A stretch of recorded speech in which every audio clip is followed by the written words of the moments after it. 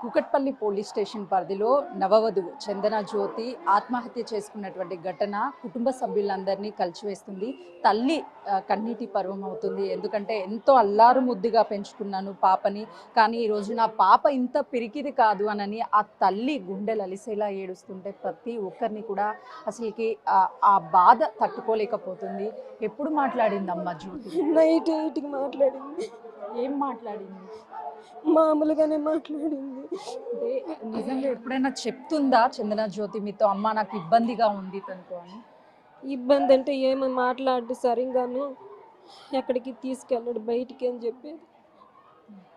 నిన్న ఏం మాట్లాడింది పాప నీకు?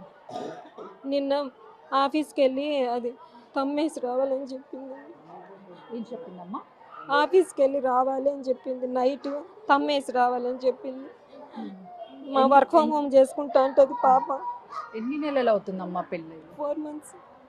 4 monthsలో వాళ్ళిద్దరూ హ్యాపీగా ఉన్న మూమెంట్స్ ఒక్కటి కూడా షేర్ చేయలేదండి? మాట్లాడారా? మీ అల్లుడితో మాట్లాడారా అసలు ఏం జరిగింది అని? మాట్లాడలేదు. పోలీస్ స్టేషన్కి వెళ్ళారా మీరు? వెళ్ళాను. ఏం చెప్తున్నాడు అతను? నేను అతనితో అసలు మాట్లాడలేదు, అతను చూడలేదు అసలు. అంటే 4 నెలల్లో మీరు అతన్ని గమనించింది ఏంటి అసలు? తన చేసుకునేది అయితే కాదు. చెంపల మీదంతా దెబ్బలు ఉన్నాయి. ఇప్పుడు చూసిన తల ఒకటే చూసిన. నిజంగా చాలా ఇష్టం మీకు, ప్రతిదీ కూడా మీతో షేర్ చేస్తుంది అని చెప్తాను, కానీ అసలు దాచిపెట్టదు ఏది కానీ.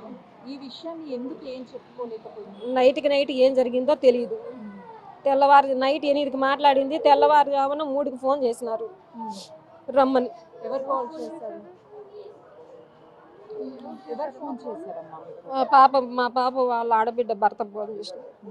వాళ్ళు ఏం చెప్తున్నారు ఇప్పుడు? మీ పాప వాళ్ళ అత్తయ్య కావచ్చు, మామయ్య, లేకపోతే వాళ్ళకి సంబంధించిన? నాకు ఏం చెప్తున్నారో నాకు తెలియదు. పాపని ఎంతో ముద్దుగా పెంచుకున్నావు, ప్రతిరోజు కూడా మీతో ఫోన్ మాట్లాడుతుంది, కానీ ఈ విషయాలు మీకు ఎందుకు చెప్పలేకపోయింది తను బాధపడుతున్నట్టు?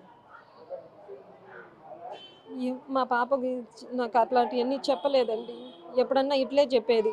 ఎప్పుడన్నా మాట్లాడు సరిగ్గా, ఎక్కడికి తీసుకెళ్ళాడు, సరిగ్గా పట్టించుకోడు అని చెప్తాను. అంటే అదే ఇప్పుడే కదమ్మా ఫస్ట్ కొద్ది రోజులు పోతే మామూలు అవుతారులే అని అట్లా చెప్పేవాళ్ళం మేము.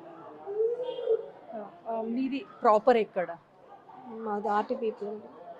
సంక్రాంతి వస్తుంది, కొత్త జంటని ఇంటికి తీసుకువెళ్ళాలని కోటి ఆశలు మీకు ఉంటాయి, కానీ ఈరోజు పాపని ఆ పరిస్థితిలో మీరు తీసుకెళ్తున్నారు.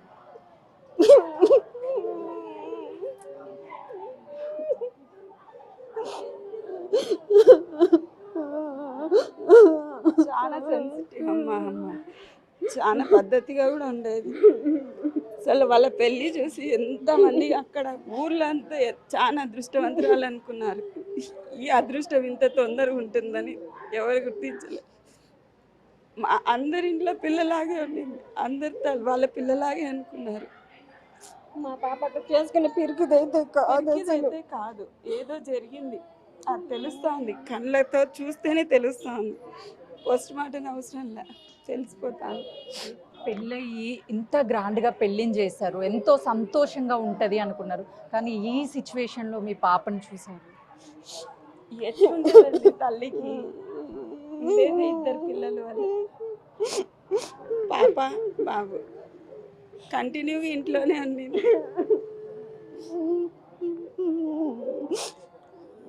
మీరు ఇంకా ఏడిపించకండి. మీరు న్యాయం ఏం కోరుకుంటున్నారమ్మా? ఏ తల్లికైనా న్యాయం జరగాలనే కదా కోరుకుంటా. ఇంత తొందరలో 4 నెలల్లో భరించలేను పెళ్ళి ఎందుకు చేసుకోవాలి? అలాంటి వాళ్ళు ఇంకొకరి జీవితాన్ని డిసైడ్ చేసేకి ఎవరు ఇచ్చినారు వాళ్ళకి హక్కు? అంత చేతగానప్పుడు వదిలేయాలి కదా. ఎంత అంగరంగ వైభవంగా పెళ్లి చేస్తున్నారు, దేనికి చేస్తారు? కానీ పెంచి 4 నెలలు ఆ పిల్ల శవం చూడడానికి చేస్తారా? ఇది కరెక్ట్ కాదండి. అబ్బాయి తరపు వాళ్ళ ఫ్యామిలీ ఏమన్నా చెప్తున్నారా సమాధానం? అంటే మీరు బిడ్డను పోగొట్టుకున్న బాధలో ఉన్నారు, మీకు ధైర్యం చెప్పే ప్రయత్నం. మాట్లాడొద్దండి అంటున్నారు. ఇంకా అన్యాయంగా మాట్లాడొద్దండి అంటే బిడ్డని కళ్ళతో చూసిన ఏ మనిషికైనా తెలుస్తుంది ఏం జరిగింది అక్కడ అనేది. ఇంకా వాళ్ళు అన్యాయంగా ఇప్పుడు ఒకటే, భర్త ఫోన్ చేయాలి, ఆడబిడ్డ భర్త ఎందుకు ఫోన్ చేస్తాడు? ఎక్కడున్నారు వాళ్ళు, ఎక్కడి నుంచి వచ్చినారు, వాళ్ళు ఎట్లా ఫోన్ చేసినారు. ఎదురుగా ఆ అమ్మాయే చేసుకుందంటే ముందు భర్త ఉంటాడు, తను చేయాలి ఫోన్. తను ఎవరు ఫోన్ చేసేకి? అక్కడే తెలియలేదా అండి? చందన జ్యోతి సూసైడ్ చేసుకొని చనిపోయేంత పిరికిది కాదు.